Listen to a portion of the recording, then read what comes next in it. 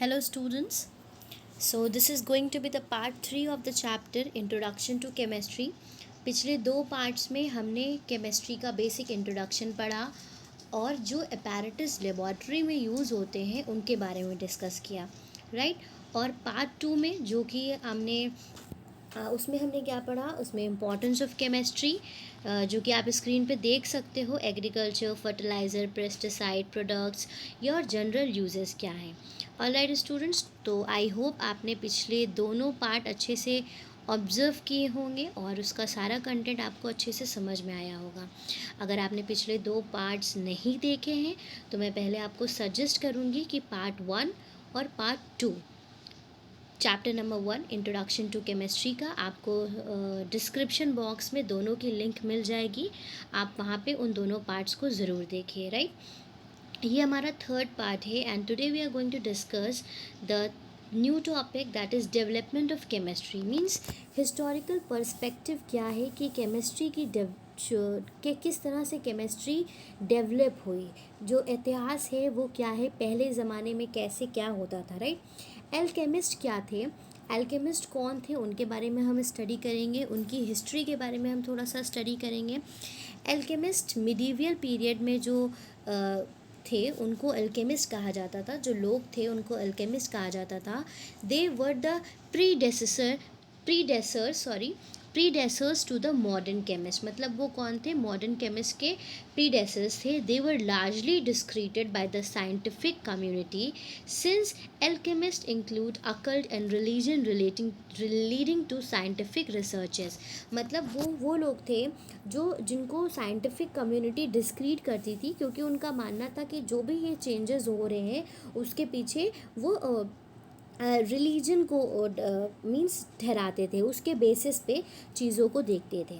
Alchemy and alchemist are older word for chemistry and chemist. और ये जो alchemy और एल्केमिस्ट वर्ड है, ये आप समझ लीजिए कि केमिस्ट्री उसका न्यू, आज हम उसको केमिस्ट्री कहते हैं और उस दौर में मिडिवियल पीरियड में उसको अल्केमी कहते थे, और जो केमिस्ट हम जिनको अभी कहते हैं उनको अल्केमिस्ट कहा जाता था, राइट, पुराने ज़माने में। वर alchemists transform or created substances through a seemingly magical process. उनके हिसाब से क्या होता था कि जो भी चेंजेस हो रहे होते थे वो किसी तरह के मैजिक के थ्रू होते थे, राइट। मीन्स वो जो साइंटिफिक चीज़ें होती हैं उन पे बिलीव ना करके उसको मैजिकल प्रोसेस रेफर करते थे। Nicolas Flamel and alchemist around the 14th century की बात हो रही है, क्लेम्ड टू ट्रांसफ़र। उन्होंने क्या क्लेम किया कि मेटल किस में ट्रांसफ़र हो जाता है, गोल्ड में, राइट। तो ये क्या है, ये एल्केमिस्ट की हिस्ट्री है, राइट, जो हमने अभी डिस्कस करी। उसके बाद कौन सी, उसके बाद हम फिलोसोफर स्टोन के बारे में पढ़ेंगे। Philosopher stone in Europe, the creation of philosopher stone was vastly connected with all transformation project. मतलब जो भी ट्रांसफॉर्मेशन प्रोजेक्ट कन्वर्ट होते थे वो फिलोसोफर स्टोन से रिलेटेड होते थे। Philosopher stone in a legendary substance capable of turning the inexpensive metals like lead or mercury into gold and silver. It was not literally a stone but a powder or potion, right. It was believed to be the elixir of life, and for a long time was the most sought after gold in western alchemy. From the middle age of 17th century, the so-called philosopher's stone held priority and alchemists were successful to a certain extent। मतलब क्या हुआ कि धीरे धीरे उन्होंने जो transformation करा metal में, तो वो धीरे धीरे 17th सेंचुरी तक के वो सक्सेसफुल हुए, और एल्केमिस्ट भी सर्टेन एक्सटेंट तक के अपने चीज़ों में सक्सेसफुल हुए in the development of the processes which help later chemistry, जिसने बाद में केमिस्ट को हेल्प किया to extract the metal and develop the path breaking avenues in chemistry. मतलब जो भी कन्वर्जन मेटल में हुए उन सब की स्टडी में लेटर केमिस्ट को हेल्प किया फिलोसोफर स्टोन ने एंड एल्केमिस्ट ने। Toward the end of 17th century, और फिर 17th सेंचुरी के एंड तक के क्या हुआ, the scientific process involving the modern chemistry started paving path, and alchemy today is considered a pseudoscience as pseudoscience and chemistry regains its rightful position as a serious scientific field. फिर क्या हुआ कि धीरे धीरे जो केमिस्ट्री थी उसने अपनी जो एक प्रॉपर पोजीशन थी वो एक्वायर कर ली एज अ साइंटिफिक फील्ड. तो ये हिस्ट्री है कि पहले जो होते थे किस तरह से वो स्टडी करते थे, धीरे धीरे फिर चीज़ें चेंज हुई, फिर उसके बाद 14th सेंचुरी में क्या हुआ, 17th सेंचुरी में क्या हुआ, फिर अब जो हम लोग स्टडी करते हैं ये क्या है, मॉडर्न केमिस्ट्री, राइट. अब उसके बाद हमारा दूसरा टॉपिक है notable chemist scientist and there contribution. अब हम कुछ इम्पॉर्टेंट जो साइंटिस्ट हैं उनके बारे में थोड़ा सा पढ़ेंगे. पहली पिक्चर आप देख सकते हैं ये मेंडेलव की है. वो कौन थे, रशियन साइंटिस्ट थे जो कि बॉर्न हुए, कब बॉर्न हुए, 1834 में. Russian scientist born in 1834. He formulated the periodic table of element. जो पीरियोडिक टेबल फॉर्मुलेट करी वो किसने फॉर्मुलेट करी, मेंडेलव ने, right. He systematically arrange the dozen of known element by atomic weight. जितने भी एलिमेंट्स उस वक्त पता थे वो उनको उनके एटॉमिक वेट के हिसाब से सिस्टमैटिकली अरेंज किया मेंडेलव ने, right. And could even predict the properties of still the unknown elements. और उनकी भी एलिमेंट की प्रॉपर्टीज़ प्रेडिक्ट करी जो उस वक्त डिस्कवर नहीं हुए थे. He devised the periodic table and was best known for his discovery of the periodic law. इनको दो चीज़ों के लिए जाना जाता है, एक कि इन्होंने पीरियोडिक टेबल को फॉर्मुलेट किया, दूसरा इन्होंने पीरियोडिक लॉ की डिस्कवरी की. ऑलराइट. उसके बाद हमारे सेकंड केमिस्ट हैं, साइंटिस्ट हैं एंटोनियो लेवियोसो, राइट. एंटोनियो लेवियोसो ये फ्रेंच साइंटिस्ट थे, इससे पहले वाले रशियन के थे. He was born in 1743. He recognize and named oxygen in 778 and later hydrogen in 783. मतलब ऑक्सीजन और हाइड्रोजन की डिस्कवरी किसने करी, इन्होंने इसको रिकॉग्नाइज किया और नेम दिया 1778 में और 1783 में. He also wrote the first extensive list of element and help to reform the chemical nomenclature. Chemical nomenclature अभी हम आगे पढ़ेंगे, जो नेमिंग होती है केमिस्ट्री में कंपाउंड्स की, वो इसमें भी इन्होंने हेल्प किया, कंट्रीब्यूट किया. In 1774, he turned his attention to the phenomena of combustion with his famous experiment in which he heated pure mercury in a swarm-necked retort leading to the discovery of oxygen. और इसके बाद क्या हुआ कि 1774 में अभी हम लोगों ने डिस्कस किया ना कि इन्होंने ऑक्सीजन रिकॉग्नाइज किया, उसको नेम दिया. तो इन्होंने ये फिनोमिना कंबशन इसके बारे में स्टडी किया, एक्सपेरिमेंट किए. रेट्रॉट स्टैंड जो कि हमने फर्स्ट वीडियो में पढ़ा था क्या होता है, और वहाँ से इन्होंने क्या करा, डिस्कवरी करी ऑक्सीजन की, एंटोनियो लेवियोसो ने, राइट. Discovery of oxygen. उसके बाद हमारे एक इम्पॉर्टेंट केमिस्ट हैं जो कि साइंटिस्ट जॉन डाल्टन 1766 to 1844. ये English scientist. He was an English scientist born in 1786. He compiled his theory. इन्होंने डाल्टन एटॉमिक थ्योरी बनाई, डाल्टन साहब ने 1803 में.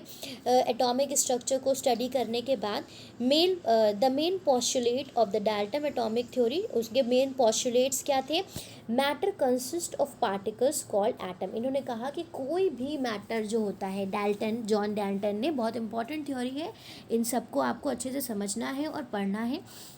इन्होंने ये बताया कि कोई भी चीज़, जो भी मैटर है वो एटम से मिलके बनती है, स्मॉल पार्टिकल्स हैं विच आर इनडिविजिबल, जिसको हम डिवाइड नहीं कर सकते. वो क्या है, इनडिविजिबल है. स्मॉलेस्ट पार्टिकल एटम है जो कि इनडिविजिबल है, कैन नॉट बी क्रिएटेड और डिस्ट्रॉय, जिसको ना हम क्रिएट कर सकते हैं ना डिस्ट्रॉय कर सकते हैं. The theory was later contradicted in certain aspect by the modern atomic theory. लेकिन क्या हुआ कि 1803 में इन्होंने ये थ्योरी दी, फिर बाद में जब मॉडर्न एटॉमिक थ्योरी आ गई तो उसमें कुछ इनके ड्रॉबैक्स हुए जो कि हम बाद में डिटेल में स्टडी करेंगे, राइट.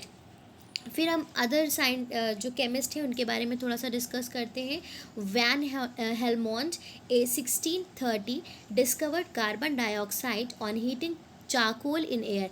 इन्होंने क्या डिस्कवर किया, हेलमोंट ने कार्बन डाइऑक्साइड डिस्कवर की चारकोल को हीट करके हवा में. फिर Glauber 48 to 58 first prepare hydrogen chloride gas. इन्होंने कौन सी गैस प्रिपेयर करी? Hydrogen chloride gas from sodium chloride and concentrated sulphuric acid. मतलब ये इन चीज़ों की मदद से इन्होंने हाइड्रोजन क्लोराइड गैस डिस्कवर करी। उसके बाद इन्होंने क्या डिस्कवर किया? ग्लोबर साहब ने nitric acid from potassium nitrate and concentrated sulphuric acid, right. Then Joseph Priestley, ये भी एक इम्पॉर्टेंट साइंटिस्ट हैं। 1770 में इन्होंने सल्फर डाइऑक्साइड गैस प्रिपेयर करी by the action of hot concentrated sulphuric acid on mercury. मतलब ये सारे एक्सपेरिमेंट कंडक्ट करके इन डिफरेंट केमिस्ट ने ये कंट्रीब्यूशन केमिस्ट्री में दिया। All right, I hope students इतना आपको अच्छे से समझ में आया होगा। अब हम अपने नेक्स्ट टॉपिक की तरफ मूव करते हैं, जो कि है फूड एंड केमिस्ट्री। अब हम क्या डिस्कस करके आए हैं? हम हिस्ट्री पढ़ के आए हैं। हिस्ट्री के बारे में हमने पढ़ा, उसके बाद हमने कुछ केमिस्ट का डिस्कशन किया, और उसके बाद अब हमारा जो टॉपिक है वो है फूड एंड केमिस्ट्री। मतलब जो हम खाना खाते हैं उससे केमिस्ट्री किस तरह से रिलेटेड है।